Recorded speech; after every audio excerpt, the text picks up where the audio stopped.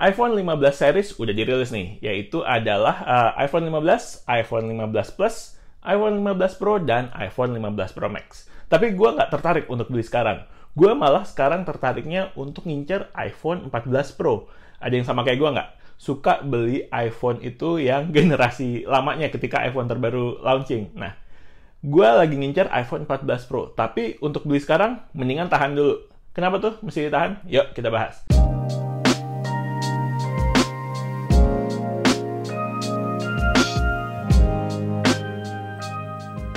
Halo semuanya, welcome to The Grid bareng gua Rangga. Sebelum lanjut, jangan lupa subscribe dulu ke channel The Grid, karena di channel ini kita bakal banyak ngomongin tentang gadget, desain, dan teknologi dalam kehidupan sehari-hari.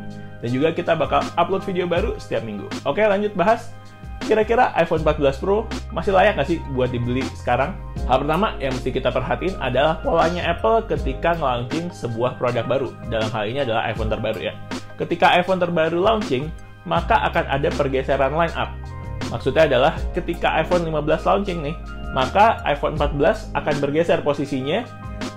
Kemudian yang biasanya terjadi adalah line up Pro itu akan dihilangkan. Jadi iPhone 14 Pro itu nggak akan dijual lagi secara resmi, maka akan digantikan oleh iPhone 15 Pro series.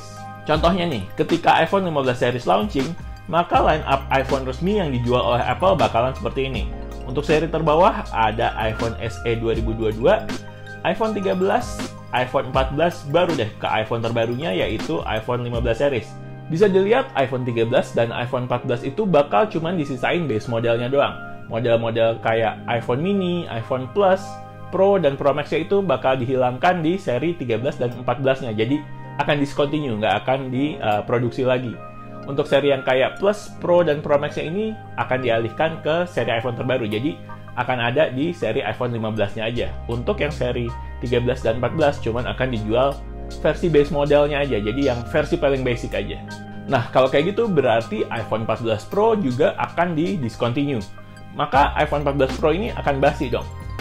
Nggak bisa dilihat kayak gitu, karena iPhone 14 Pro ini sendiri juga secara fitur masih sangat, masih sangat advance lah, masih sangat bagus lah fitur-fiturnya. Contohnya kayak udah punya Dynamic Island, lalu ada layar ProMotion 120Hz, ada EOD, Always On Display, kemudian kameranya juga udah yang upgrade 48 atau 50 megapiksel gitu. Jadi secara fitur-fitur sebenarnya iPhone 14 Pro ini masih bagus banget. Bahkan ada beberapa fitur kayak EOD, kemudian layar ProMotion yang belum ada nih di iPhone 15 biasa, tapi adanya di iPhone 14 Pro dan ada di iPhone 15 Pro juga. Tapi ada beberapa fitur yang bahkan di iPhone 15 nggak ada, di iPhone 14 Pro udah ada. Nah, itu kenapa yang bikin gue tertarik sama iPhone 14 Pro, karena secara fitur sebenarnya masih cukup oke, tapi sayangnya akan di-discontinue. Nah, dengar-dengar di Indonesia ini iPhone 15 series udah akan di-launching dan mungkin di bulan Oktober 2023 ini, tapi masih belum tahu tanggalnya ya. Di bulan Oktober 2023 ini udah akan launching. Nah, ketika iPhone 15 series udah launching, siap-siap nih iPhone 14 Pro akan di-discontinue. Dan kebiasaannya store-store di Indonesia kayak iBox mungkin, kemudian di Gmap, itu ketika ada iPhone baru masuk, iPhone lama akan di-discontinue dan sisa stoknya itu mostly akan didiskon. Harganya akan ada potongan. So far ya, nggak tahu untuk tahun ini. Tapi gue sih berdoa ya, semoga tahun ini juga iPhone 14 Pro itu akan dapat potongan harga lagi, sehingga jadi makin menarik nih harganya untuk dibeli. Gue aja sekarang sebenarnya masih pakai iPhone 12 Pro, dan sebenarnya menurut gue iPhone 12 Pro ini buat kebutuhan gue masih cukup-cukup aja. Paling ya baterainya udah battery health-nya udah kurang bagus, dan kameranya sih sebenarnya ya masih cukup oke. Tapi ketika iPhone 14 Pro ada kemungkinan untuk turun harga, gue jadi tertarik nih untuk upgrade ke iPhone 14 Pro. iPhone 14 Pro ini secara generasi masih salah satu yang terbaru lah bisa dibilang. Kemudian gue udah ngebandingin spesifikasi antara iPhone 14 Pro dan iPhone 15 Pro. Ada beberapa perbedaan yang cukup signifikan, tapi secara overall menurut gue masih nggak terlalu banyak perbedaannya. Secara bahasa desain ini masih sama, desainnya masih pakai kamera boba, masih pakai Dynamic Island.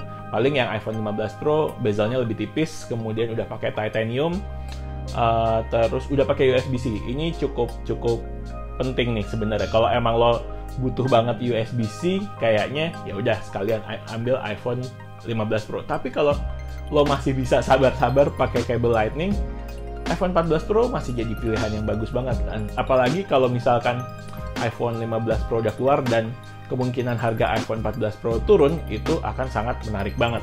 Jadi sesuai judulnya, apakah ini waktu yang tepat buat beli iPhone 14 Pro? Menurut gue, tunggu, tahan sebentar, dikit lagi, tunggu iPhone 15 Pro masuk. Ketika iPhone 15 Pro masuk, maka iPhone 14 Pro akan discontinue dan kemungkinan besar harganya akan turun. Nah, ketika iPhone 14 Pro harganya turun, bakal jadi good deal banget. Oke, sekian video dari The Grid. Like videonya kalau emang suka, subscribe ke channel The Grid, dan follow Instagram kita juga di thegridco.id. Grid sign out, bye!